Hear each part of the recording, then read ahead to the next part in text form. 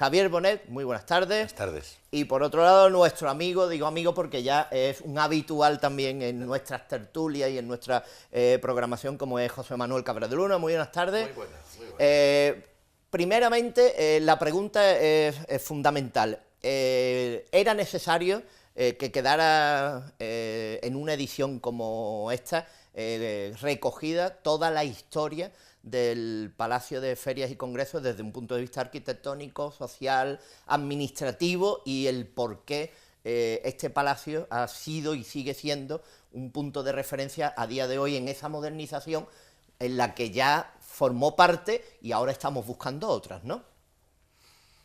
Don José Manuel. Es para mí la pregunta. Bueno, pues naturalmente que sí. Naturalmente que los grandes edificios conforman a la ciudad, la hacen tener personalidad propia, y el edificio del Palacio de Ferias y Congresos y Exposiciones es un edificio absolutamente singular y con una extraordinaria fuerza creadora. Sin duda creo que ha sido muy importante para Málaga, y el hecho de que ahora se haya producido esta obra es porque se han cumplido el 15 aniversario de su inauguración. Esta Real Academia, de la que precisamente las tres personas de las que estamos hablando, además de vosotros dos, sí, son académicos, sí, numerarios, sí, de la misma, lo cual habla del nivel que precisamente tiene esta academia, que ya va para los 170 años, que siempre lo recordamos. El que viene. El que viene. Estamos en el 69, sí, hasta desde 1849 a 2018 como marca esa página web. Habla de los numerarios, de la importancia de los académicos numerarios, y la academia es la que genera esta edición, junto con Ayuntamiento, con ProMálaga, pero es la academia la que pone en marcha. Y la pone en marcha no rápidamente, sino que es una edición muy estudiada, muy tratada, muy trabajada y después, afortunadamente, publicada. Lleva gestándose más de 5 años. Claro, con lo cual hablamos de un trabajo, en el caso vuestro, de la redacción y la elaboración del mismo, tanto por un lado Javier como José Manuel. Javier, que ha creado, ha realizado y ha llevado a cabo la denominación, por cierto, la nomenclatura y el título verdaderamente asocia muy rápidamente al edificio, ¿no? El pez en las olas, ¿no? El pez en las olas, exactamente. Sí, porque es un edificio que tiene... la gente creo que lo conoce un poco por eso, esa especie de iconología que demuestra. Pero yo creo que el edificio es más. Eso, lo que pasa es que eso es como una llamada, eso es como un logotipo, de alguna manera, que resume un poco una cierta concepción dual. De eso es lo que hablo un poco también en el... O sea, intento explicar la concepción del edificio desde esa dualidad, ¿no? Unas olas y un pez, ¿no? Y por tanto, insertarlo en una forma de entender la arquitectura moderna y contemporánea determinada, porque claro, aquí lo que pasa con la arquitectura es que casi nunca se explica. Entonces yo me he atrevido, gracias a Ángel Asenjo, que me pidió, digo, tenemos que explicar en el libro cómo ha surgido el edificio, cómo se ha hecho, qué es el edificio, ¿no? Aparte de su función congresual, que la cumple perfectamente, cómo está pensado esto en base. Entonces, bueno, pues yo me atrevo a decir, hay una serie de conceptos sobre los que se desarrolla la creación de este edificio, ¿no? Javier hablaba yo de continente y contenido, sí, y es de lo que estamos hablando, es decir, crear un continente para albergar un contenido. Evidentemente, los congresos y la actividad en torno a los mismos y todas aquellas actividades que se produzcan en Málaga, el sitio era para albergarlos, pero el sitio ha traspasado el concepto de espacio para celebración y ha llegado a alcanzar el concepto de espacio para celebración con un valor arquitectónico, cultural y propagandístico de la propia ciudad. Hombre, unos edificios de esta escala y donde está colocado y con las formas que tiene, no podía ser de otra manera. Es decir, que aparte de su función estricta, los edificios tienen una función simbólica y una serie de cosas. Donde está colocado es una puerta de la ciudad, ¿eh? Cosa que no le pasaba al anterior Palacio de Congresos, que estaba en Torremolinos, en una sitio que no se veía, siendo también un magnífico edificio, pero este, sin embargo, yo creo que simboliza de alguna manera esa nueva Málaga con una actividad terrible, estupenda, feroz, o sea, está siempre lleno. Y luego, además, la propia arquitectura que es muy singular, ¿no? Entonces, bueno, pues esto ha sido, yo creo que la clave. Pero bueno, ya hablaremos. Hay una función, es edificio pedagógica, hay una función didáctica de enseñar a la gente cómo es la arquitectura contemporánea, que no es tan.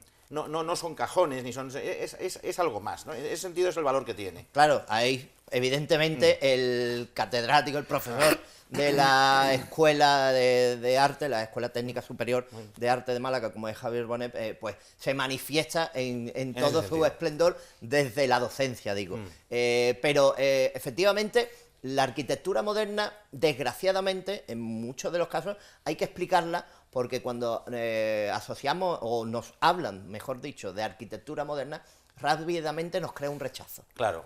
Porque entendemos, o queremos entender ya de entrada, que va a ser una cosa a la que no le vamos a tener comprensión ninguna, que no va a tener sentido, que no nos va a gustar por los materiales utilizados, porque para ser la arquitectura moderna, los módulos a los que tú hacías alusión, parece que hay que tener desencajar lo que había encajado anteriormente.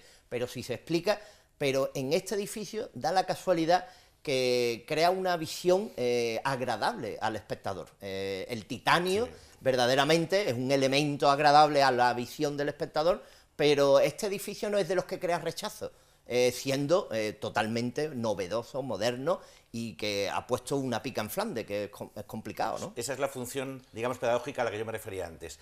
La arquitectura moderna, la arquitectura abstracta, de alguna manera, se entiende como arquitectura aburrida, lo cual, claro, para que no se entienda así, hace falta una mucha mayor formación en arquitectura de la que tenemos, es la hija tonta de las artes, no se explica bien la arquitectura desde la infancia, no se explica bien. Entonces, claro, luego llegamos a la modernidad y no se entiende. Pero este edificio trasciende la modernidad y llega a la gente, porque llega por una serie de características, podríamos llamarle de la posmodernidad, aunque es una palabra muy rara, pero muy contemporáneas. Tenemos el precedente del Guggenheim, con lo cual la gente anda, mira papá, como el Guggenheim, con las escamas, tal. Hay una serie de cosas que hace que este edificio ilustre cómo es la arquitectura contemporánea muy bien, y que sea divertido, y que sea agradable, y que sea ameno, y que sea atractivo, y eso es fundamental.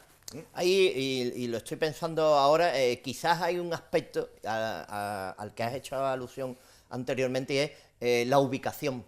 Si lo ubican en un entorno donde haya otros edificios determinados, quizás el impacto visual sea mucho mayor y ya no te abstraiga de lo que es el edificio en sí y de los materiales y de las formas, ¿no? Totalmente. Es una ubicación en la autovía, está muy bien colocado. Entonces, quien entra en Málaga es que tiene que comentar algo. Eso también es muy importante. Tiene una dimensión comunicativa por el hecho de estar donde está, básica. Yo creo que eso es una de las claves de su éxito.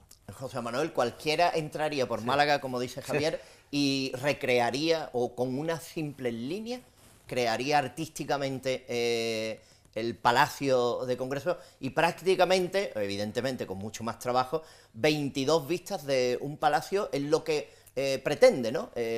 Con líneas, con formas, con dibujos, collages, con creaciones, generar un palacio que tiene múltiples visiones.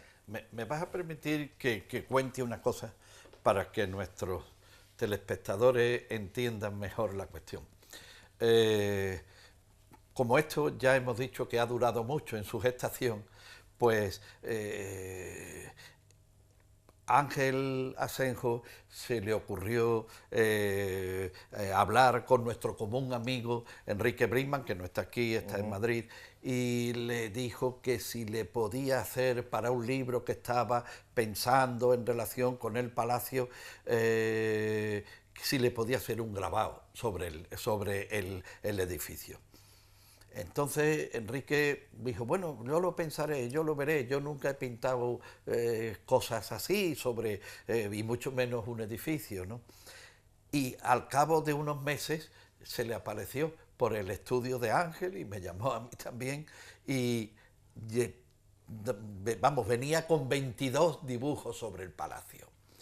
Entonces era muy importante, como tú has sugerido en la pregunta, al principio de la pregunta, Enrique vive en Churriana. Para ir a Málaga siempre ve el edificio y a la velocidad del vehículo. Es decir, casi una especie de flash ¿no? Entonces Enrique nos contaba que de ahí habían surgido los dibujos.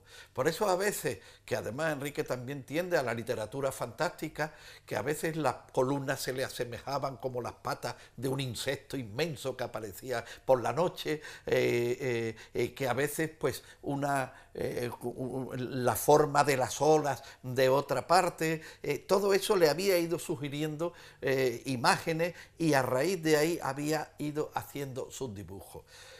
He titulado el texto que yo he escrito sobre esas obras, esa intervención de Enrique Brisman, 22 vistas de un palacio. Eso no es gratuito, es decir, en la historia de la pintura, la veduta italiana, que es pues por excelencia es Canaletto pintando Venecia, eran vistas que obedecían a la realidad, pero no tenían por qué ser matemáticamente fieles con la realidad. Entonces esto es lo que ocurre también en la obra de Enrique Brisman.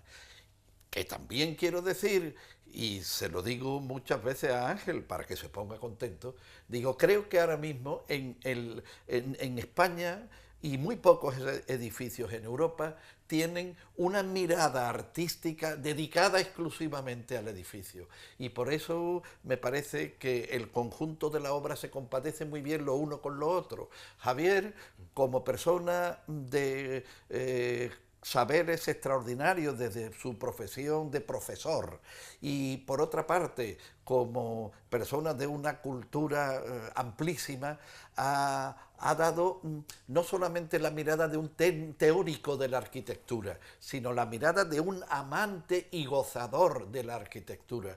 Y Enrique Brisman lo que ha hecho es cómo enfrentarse a un edificio, a veces a una velocidad de vértigo, y eso transformarlo en obra de arte. Por mi parte, simplemente me he limitado a intentar mirar lo que Enrique había producido y a partir de ahí, pues relacionarlo con, en fin, otros intentos similares, como se han hecho en la historia del arte, por ejemplo, con esto del Alzheimer se me olvidan mucho los nombres, y te decía, ¿cómo se llama el de las catedrales? Monet, y con la catedral del Rouen, cuando amanecía, atardecía, a pleno sol, etcétera. Pues algo así es lo que ha intentado también Enrique Brisman, y eso creo que ha dado un resultado maravilloso.